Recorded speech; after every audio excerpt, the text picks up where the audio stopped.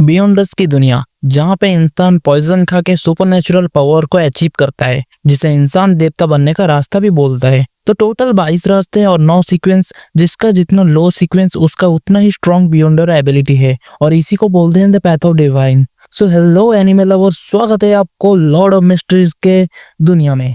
और आज हम जानने वाले हैं लॉर्ड ऑफ मिस्ट्रीज के एपिसोड नंबर 1 द फूल के बारे में। तो कहानी शुरू होता है 5th इपॉक 28 जून साल 1349 में।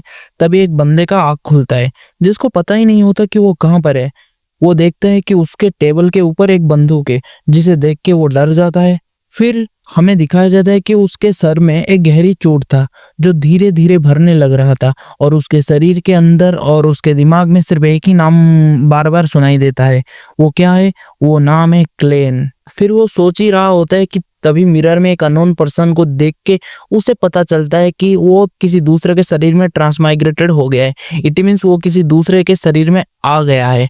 बेसिकली जो नाम का एक लड़का जो ट्रांसमाइग्रेटेड हो के पास्ट में क्लेन नाम के एक बंदे के बॉडी में आ गया है। तभी दूसरी ओर पुलिस को वेल्ची और नाया की बॉडी मिलता है, जो दोनों खोयो यूनिवर्सिटी के हिस्ट्री ग्रेजुएट्स थे। पुलिस कमरे के हालत देख के वो पता चलता है कि वो दोनों सुसाइड के हैं।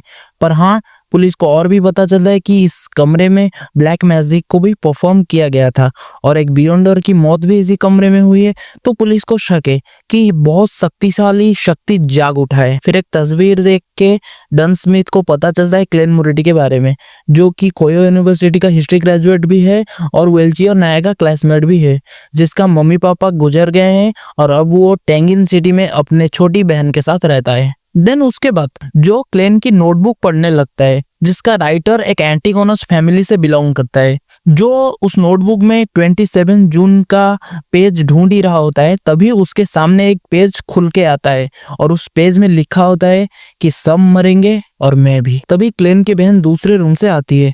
उसकी आवाज सुन के क्लेन बंदूक और खून के निशान को छुपा देता है, और सोचता है कि कैसे वो क्लेन की बॉडी में आ गया।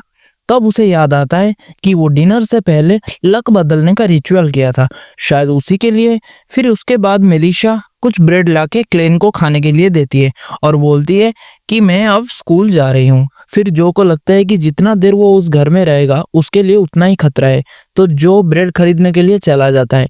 ब्रेड खरीद के जो आ ही रहा होता है, तब वो रास्ते में कुछ लोगों को पत्ते खेलते हुए देखता है।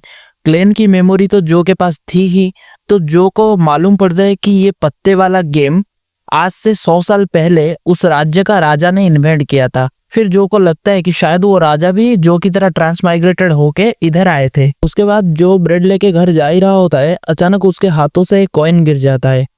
तो वो कॉइन उठाने के लिए जो जब झुकता है, उसे लगता है कि शायद उसके पीछे कोई खड़ा है। फिर वो बंदूक निकाल के जब पीछे मुड़ता है, वो देखता है कि एक सर्कस का जोकर खड़ा था, जो उसको सर्कस की इनविटेशन देने आया था।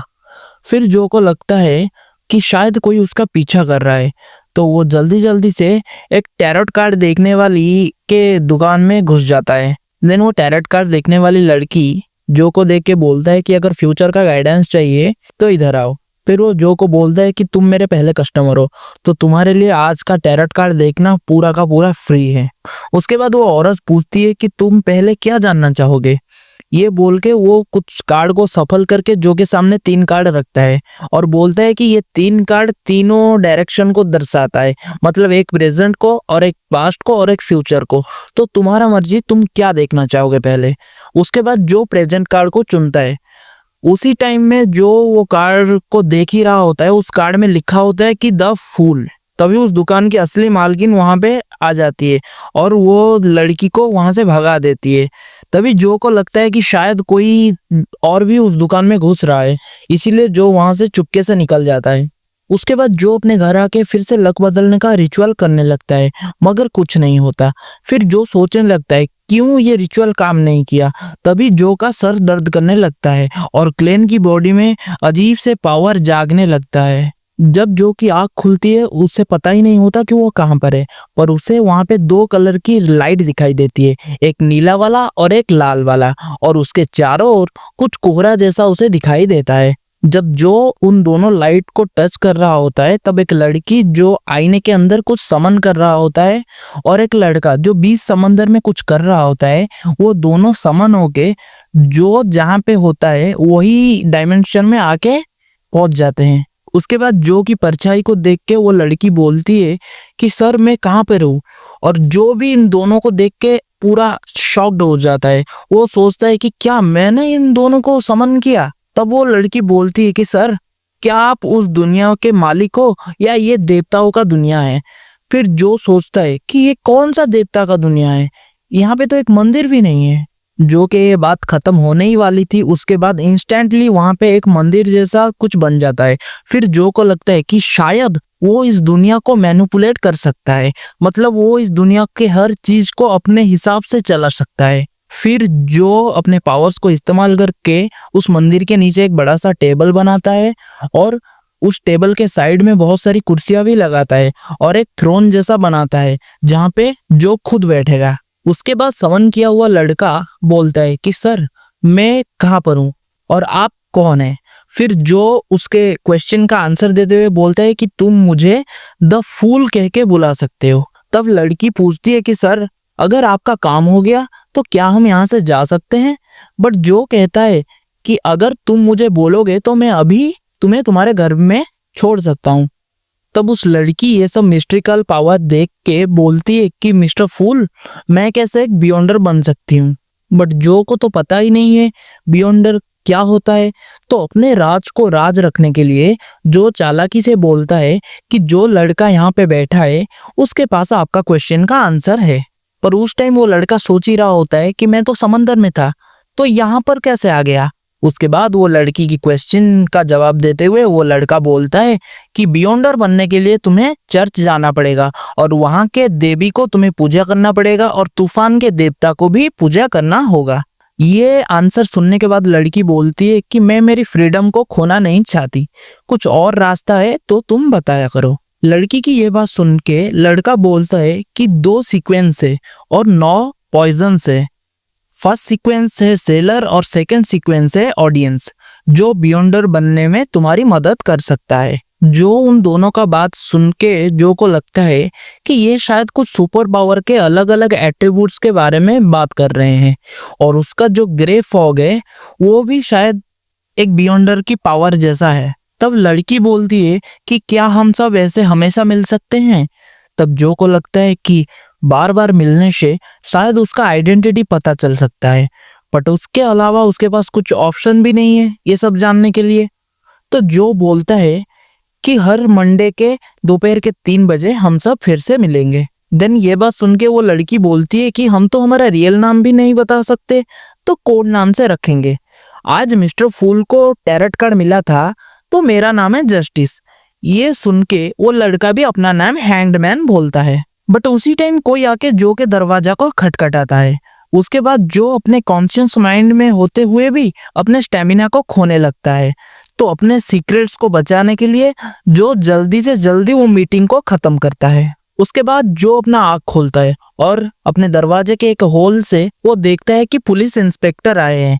ये देख के जो वो बंदूक और क्लेन का नोटबुक को छुपा देता है और ऐसे बात करता है कि अभी अभी सो के उठाओ। बट उसके बाद जब जो उस पुलिस वाला को देखता है वो बोलता है कि तुम तो वही हो जो मार्केट में मेरा पीछा कर रहे होते हो।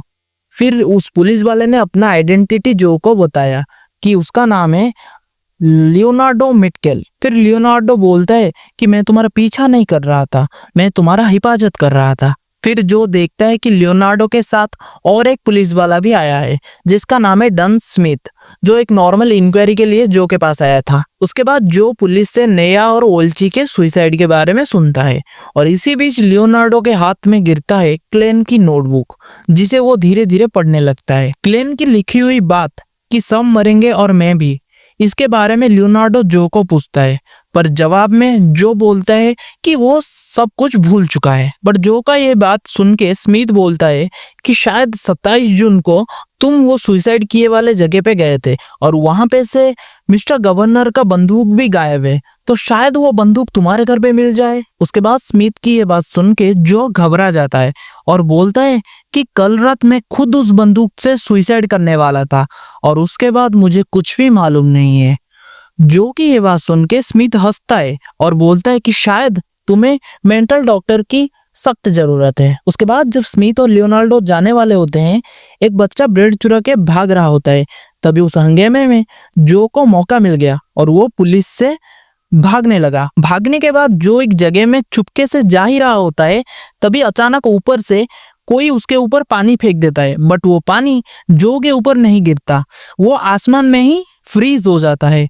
तभी जो के आसपास चीज बहुत जोरों से हिलने लगता है और जो का एहसास हो जाता है कि यहाँ पे कोई ना कोई एक स्ट्रॉन्ग बियॉन्डर है, तो जो वो जगह से भागने लगता है। देन जो एक घोड़े गाड़ी में चढ़ जाता है और उस घोड़े गाड़ी के मालिक को बोलता है कि मुझे पोर्ट तक ले जाओ, बट वो घोड़े गाड़ी चलाने वाला और कोई नहीं था, खुद था डन स्मिथ। ये देख के जो को बहुत जोरों से झटका लगता है। उसके बाद जो अचानक आँख खुलता है और सोचता है अच्छा हुआ ये एक सपना था। बट तभी जो के कमरे का दरवाजा खुला और दरवाजे के बाहर खड़ा था खुद done Smith.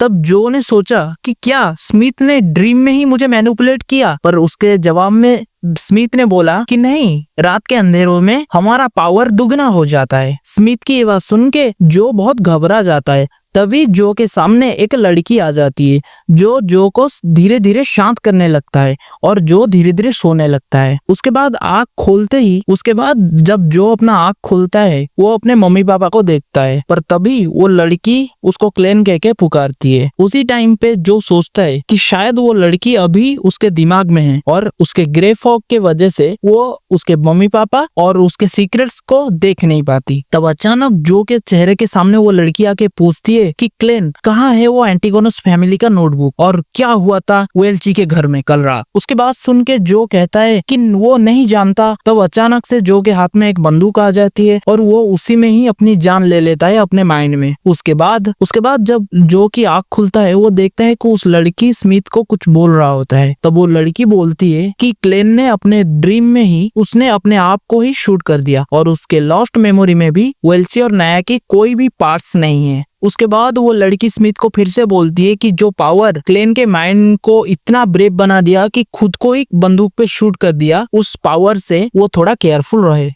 After the Smith Klein को बोलता है कि एंटिगोनस बुक अब भी मिसिंग है और वो अभी भी डेंजर में है। अगर वो डेंजर से निकलना चाहता है तो वो बियॉन्डर्स के साथ ज्वाइन करके एक बियॉन्डर भी बन सकता है। ये प्रपोजल स्मिथ जो को देता है।